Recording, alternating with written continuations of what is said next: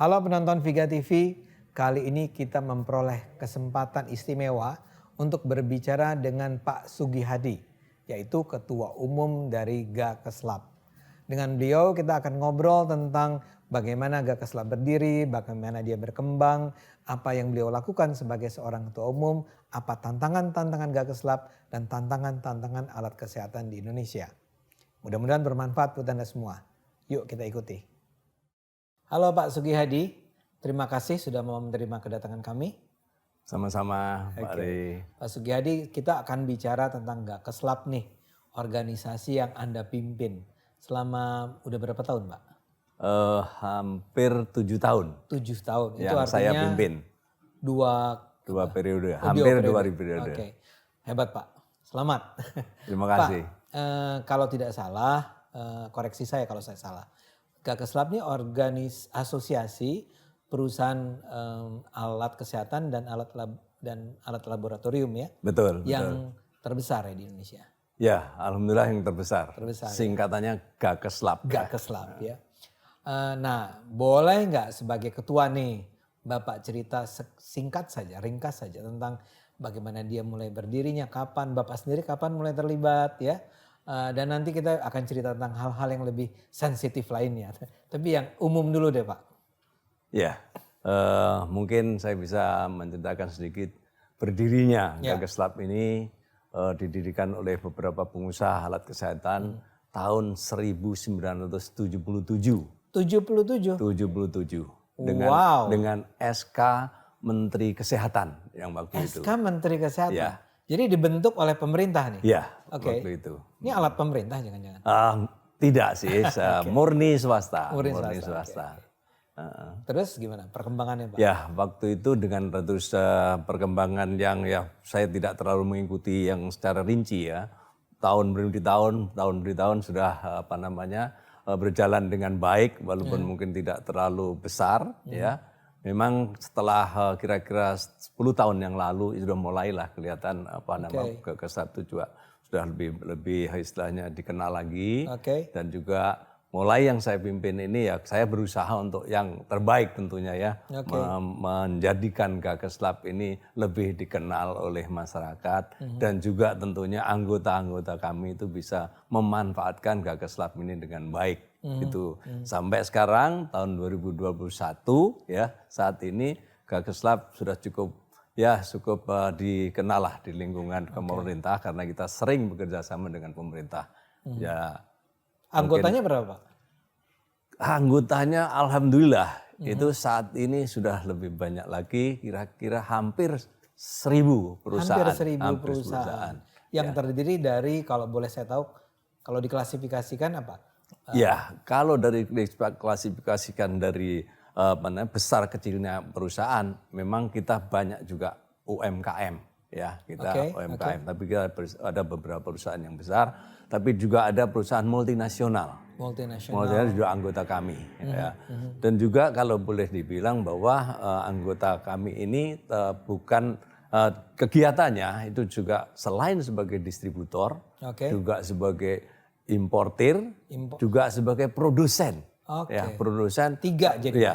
Sampai juga yang istilahnya bagaimana menangani alat-alat itu yang sudah dipasang di rumah sakit katakanlah itu bisa dipelihara dengan baik. Itu juga ada bidangnya yang kegiatan itu. Jadi ada hampir 1.000 di seluruh Indonesia kali Pak ya? Seluruh Indonesia. Dan itu terdiri dari distributor, dari produser, dan dari satu lagi tadi apa ya? Dari importir. Iya. Yang terbesar apa? Distributor. Distributor. Pak, tadi Bapak menyebut ini sebetulnya sejak barangkali 10 tahun yang lalu terjadi barangkali kenaikan jumlah anggota atau apa? Ada sesuatu nggak yang menyebabkan Gakeslap menjadi semakin lebih besar, jadi banyak perusahaan yang memilih untuk bergabung dengan Gakeslap dan seterusnya. Faktornya menurut Bapak apa? Ya, ini kalau tidak salah ya memang dengan adanya kebijakan-kebijakan pemerintah yang akhirnya juga banyak mendorong bahwa kami Gakeslab itu dilibatkan kegiatannya, karena kita juga memberikan semacam kayak masukan bagaimana kalau pemerintah khususnya Kementerian Kesehatan membuat aturan, kita juga dilibatkan bahwa dalam menyusun aturan-aturan dilibatkan. Mereka akhirnya juga mengakui Gakeslab juga dibutuhkan oleh pemerintah khususnya Kementerian Kesehatan untuk menghubungi anggota-anggota kami. Dan rupanya dengan begitu pemerintah maunya berhubungan dengan asosiasi. Akhirnya dari situ perusahaan-perusahaan banyak untuk masuk ke sebagai anggota. Memilih menjadi bergabung dengan Gakeslab. Tujuannya adalah untuk kebersamaan sebetulnya. Karena pemerintah tentu lebih suka berurusan daripada dengan satu persatu perusahaan. Lebih baik dengan asosiasi kan? Saya kira begitu. Ini adalah sebuah perkembangan yang tentu menggembirakan ya Pak ya. Nah tapi satu hal, ini yang saya bilang sensitif tadi Pak ya. Mudah-mudahan Bapak nggak keberatan saya tanya begini. Karena di masa lalu itu ada semacam stigma. Oh Gakeslab itu tuh kumpulan dari para importir yang nggak NKRI gitu lah ya. Atau itu kumpulan dari para mafia alat kesehatan. Nah respons Bapak apa kalau orang menyebut begitu? Ya memang kalau dari segi kami tentunya juga ya pertama juga kaget juga ya ada kalimat begitu ya. Tapi kita menyikapinya begini Pak Bang Ade, bahwa siapa sih sebetulnya katakanlah itu mafia itu. Mafia itu kalau menurut kami adalah orang-orang yang bekerja atau melaksanakan sesuatu tidak dengan aturan yang sesuai. Kami sebagai pengusaha alat kesehatan itu sudah diikat oleh aturan-aturan yang kita harus ikuti. Banyak istilahnya ketentuan-ketentuan yang harus kita ikuti. Mulai kalau import harus barangnya itu harus begini, harus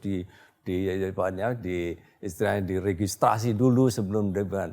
Mungkin mafia itu melaksanakan pekerjaan itu tidak melalui aturan-aturan itu. Oke.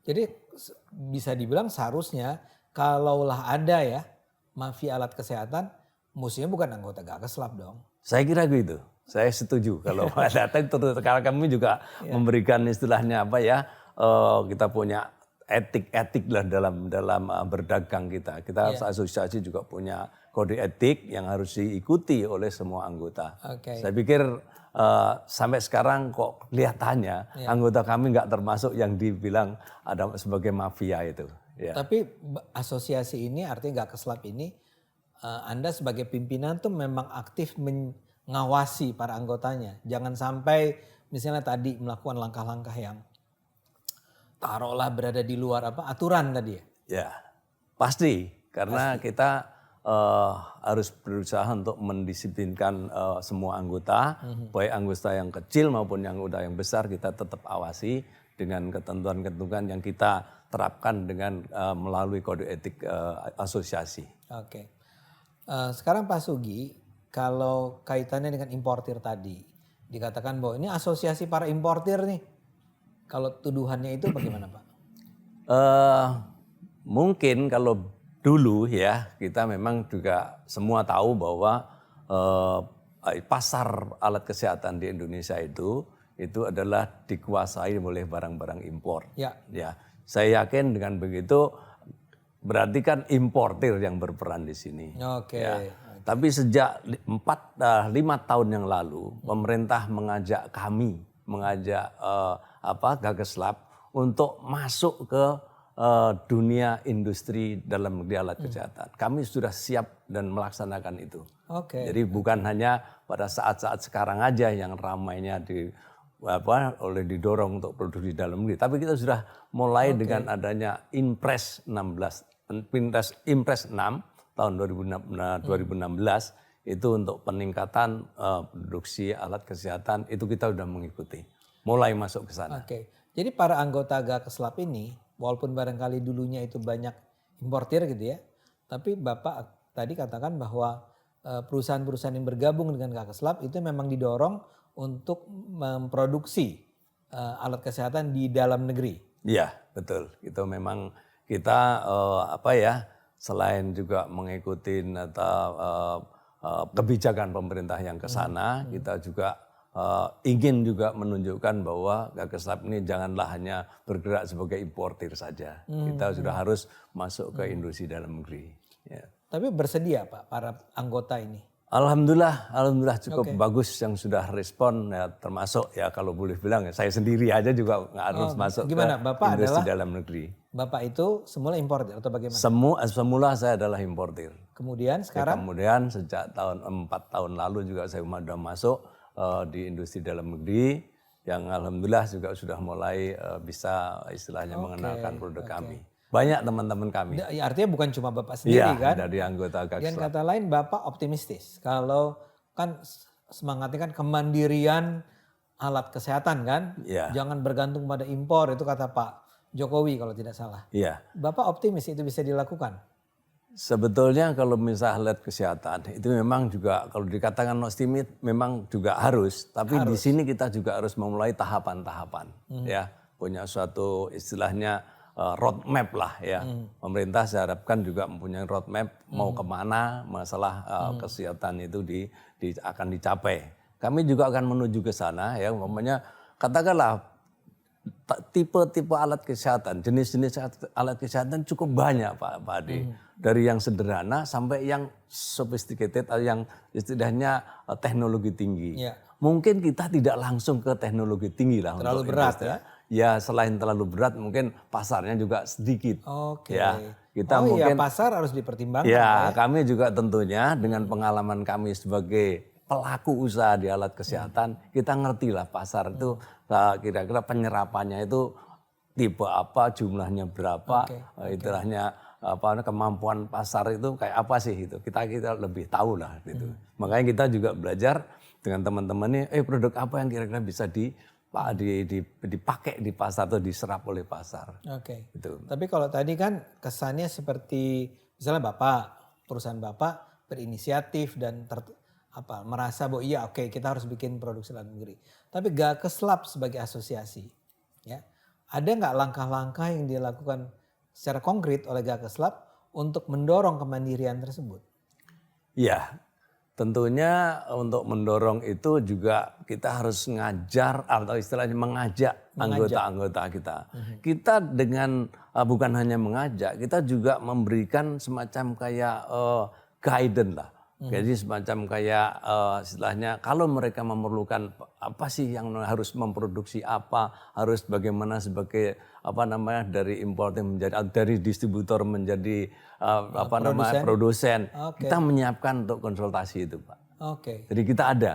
Kita ngadakan semacam kayak workshop, seminar, bagaimana sih kita harus masuk ke industri dalam negeri. Kami siap. Tim kami sudah bagus-bagus, Pak. Keren, Ya, Pak. kita ada punya tim. Kita dukung terus, Pak. Tapi Makasih. kan seringkali orang bilang begini, salah satu kelemahan dari negara kayak Indonesia lah, dunia ketiga, negara berkembang secara umum, itu kan kelemahannya di ada dana, ada riset gitu ya. Niatnya sih kepengen bikin gitu, tapi nggak punya risetnya, nggak punya ahlinya. Kalau Gakeslab sendiri terlibat tidak dalam mendorong itu? Gini, kita tentunya di dalam suatu kegiatan itu memang harus melibatkan di beberapa pihak. Ya. Gakeslab ini hanya pelaku industrinya. Usaha ya. Ya, pelaku usahanya. Satu dari rangkaian rantai ya. Makanya di sini juga kami berusaha untuk mengajak atau bekerja sama dengan katakanlah namanya desain atau inovator. Inovator kita ambil dari beberapa universitas. Ya. Kami sudah melaksanakan itu. Sudah Pak. ya Pak? Sudah. Ada dari Universitas Indonesia, ada Universitas Diponegoro, banyak universitas yang kita beberapa yang sudah kita ada semacam kayak kerjasama dan sudah mulai kita lakukan itu. Mudah-mudahan itu bisa meningkatkan istilahnya asli buatan produk Indonesia gitu. Pak Sugi, tapi melihat seberapa kuat nggak sih si pusat-pusat riset di universitas ini? Sebetulnya kalau dilihat kuatnya memang ya relatif ya. Jadi saya nggak mengatakan bahwa itu kurang dan lebih itu enggak. Itu memang ada lah kekuatan-kekuatan yang istilahnya menonjol. Mungkin dulu khususnya di alat kesehatan dia sudah membuat penelitian tapi nggak tahu mau dikemanakan. Ya mudah-mudahan dengan bekerja sama dengan kami itu sudah lebih terbuka ya antara inovator atau universitas tempat penelitian untuk menuju dikembangkan dari penelitian menjadi suatu produk yang bisa dipasarkan lah, dipakai oleh masyarakat. Jadi dengan kata lain si Gakes Lab ini mendorong agar si apa tadi Pak UI Inovator, Undip itu universitas memproduksi hal-hal yang nantinya bisa dijual. Ya, tentunya ke sana. Gakes Lab. Oke, jadi bukannya Gakes Lab mendanai ya? Saya kira mereka sudah punya dana. Mereka sudah punya karena dana. Pemerintah juga sudah menyediakan dana-dana untuk penelitian. Gakes Lab hanya menampung setelah adanya hasil penelitian itu mau dikemanakan. Itu ke sana. Pak Sugi, tapi di mana kalau di Indonesia ini orang selalu bilang pada akhirnya sebetulnya yang paling menentukan tuh faktornya adalah pelaku usaha udah bekerja dengan sangat baik. Tapi kalau policy-nya yang dikeluarkan pemerintah itu ternyata tidak memfasilitasi lah perkembangan pengusaha ini, itu jadi masalah. Setuju saya. Kalau di Alkes itu gimana? Hubungan dengan pemerintah oke, Pak? Gini, saya setuju pendapat Pak Ade. Itu memang ada lah kayak gitu itu. Kekhawatiran kami ya, itu kan biasanya dari kebijakan. Kadang-kadang ini pemerintah kebijakan itu tidak konsisten. Tidak konsisten. Konsisten itu. Hari ini menentukan apa, nanti ada perubahan-perubahan. Tapi saya kelihatannya kalau untuk di masalah kesehatan ini, kelihatannya ini mungkin ada sesuatu yang berbeda. Ya, kelihatannya akan konsisten itu. Karena kepentingan orang banyak. Ya, mudah-mudahan lah bahwa adanya suatu dorongan industri dalam negeri, pemerintah akan mendorong, katakanlah ya, nanti kalau sudah produksi akan dibeli. Tentunya kan itu sasaran utama kan, diproduksi harus dibeli. Ya, dengan kebijakan-kebijakan yang baru nanti akan dibeli. Mudah-mudahan walaupun nanti katakanlah ganti pemerintahan itu tetap konsisten. Tapi saya yakin kalau pandangan dari saya itu bahwa ini kebijakannya akan berlanjut walaupun siapapun istilahnya pemimpinnya, karena ini bagus gitu loh. Kelihatan sejauh ini menjanjikan lah ya apa yang dilakukan pemerintah. Tapi kan begini Pak, saya teringat pada dalam era pandemi ini kan banyak kasus nih ya, dikatakan bahwa ketidakkonsistenan pemerintah itu seringkali mengganggu kerjanya para pelaku usaha. Misalnya kemarin ada rame tentang tiba-tiba harga PCR di drop gitu sampai sangat murah, atau produk-produk di freeze. Kalau itu Pak Sugi, Gakes Lab tuh kalau itu terjadi apa yang dilakukan dan apakah itu tetap membuat Pak Sugi optimis dengan kekonsistenan pemerintah? Itu memang dalam arti kalau sehubungan dengan COVID ini ya, khususnya masalah produk COVID itu ya, itu memang kami tidak bisa mengontrol dalam arti mengikuti yang sifatnya kayak normal ya. Itu ada kebijakan-kebijakan yang mungkin sedikit katakanlah dipaksakan oleh pemerintah, atau mungkin pada waktu awalnya diberikan kemudahan ya, import dikatakan udah pokoknya ini asal ada barang boleh masuk ke dalam negeri. Padahal itu kan secara umum itu kan nggak boleh sebetulnya, harus melalui prosedur. Tapi karena ini adalah kebijakan yang sangat harus dilaksanakan pemerintah, sifatnya darurat. Itu masih saya katakan ya, ini kan bukan policy yang istilahnya selalu ini sifatnya adalah darurat. Kami masih katakan bolehlah gitu ya. Tapi harus cepat kembali kepada aturan-aturan yang ada. Kalau sudah tidak berlaku darurat ini. Gitu. Dan Gakes Lab berusaha itu agar itu kembali. Selalu kita akan mengingatkan terus bahwa ke pemerintah. Dan pada waktu itu juga kebijakan jangan untuk jangka panjang. Berlaku hanya 1 tahun gitu. Nanti kalau memang masih mudah-mudahan lah darurat ini segera berakhir. Tapi kan saya bayangkan begitu darurat berakhir, Gakes Lab juga udah siap kan dengan segala macam infrastruktur barunya, kerjasama dengan lembaga riset dan seterusnya ya. Iya. Jadi kita bisa membayangkan ke depan nih hubungan antara Gakes Lab dengan pemerintah akan jauh lebih sohib gitu. Kalau anak sekarang bilang bestie Pak. Iya. Mudah-mudahan ya, tapi tentunya juga tetap hubungan bahwa kita sebagai profesional di usaha, pemerintah juga dengan kebijakan itu boleh maju, tapi tidak ada yang hubungan-hubungan khusus. Nepotisme itu nggak ada, Pak. Kami, siap, Pak. Saya tidak mau begitu. Siap. Ya. Pak, tapi ini barangkali terakhir nih Pak ya. Bapak memandang persoalan besar dengan alat kesehatan Indonesia itu apa? Dan di mana peran Gak Keslab di sana? Kalau kita bicara masalah alat kesehatan khususnya ya, bahwa tentunya peran alat kesehatan itu penting sekali untuk menunjang ya istilahnya kesejahteraan masyarakat kita lah. Karena kalau istilahnya negara atau bangsa tidak sehat, itu pasti negaranya tidak baik, akan tidak bisa maju. Nah dengan begitu bahwa kalau kita bicara dengan kesehatan, pasti hubungannya ada adanya alat kesehatan. Jadi alat kesehatan harus tersedia. Harus tersedia. Karena alat kesehatan itu punya prinsip aman, bermutu, juga harus tersedia. Kalau nanti bermutu tersedia. Kalau ini tidak dipenuhi, aman saja barangnya nggak ada juga nggak bagus. Itu tersedia ini. Nah ini juga tanggung jawab kita bersama bahwa kalau kita menuju ke arah yang harus tersedia, ya ada kontinuitas dari pemerintah, perencanaan kira-kira apa sih yang dibutuhkan oleh pemerintah. Ya ini kita supaya sebagai industri juga bisa menyiapkan kebutuhan pemerintah berapa, kita juga akan menyiapkan kemampuan kita supply ini berapa. Ini juga kita perlu juga semacam kayak ya saling harus memberikan informasi. Supaya dalam hal ini adalah kami-kami yang sebagai industri baru itu kita sudah bisa merencanakan berapa yang kita bisa harus supply kepada pemerintah gitu. Karena sebagian terbesar dari produk yang dijual yang diproduksi oleh anggota Gak Keslab itu pembelinya adalah lembaga-lembaga pemerintah ya.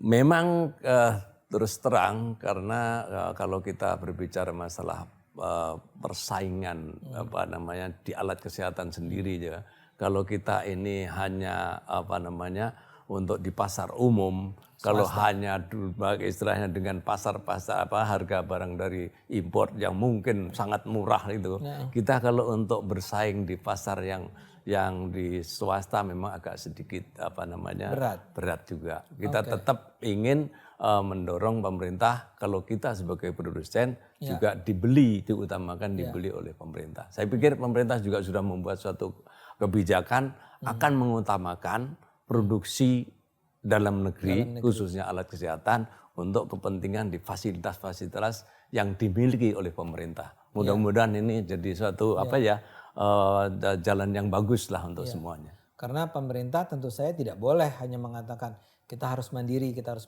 Ya. Tapi kemudian ketika disuruh beli nggak mau.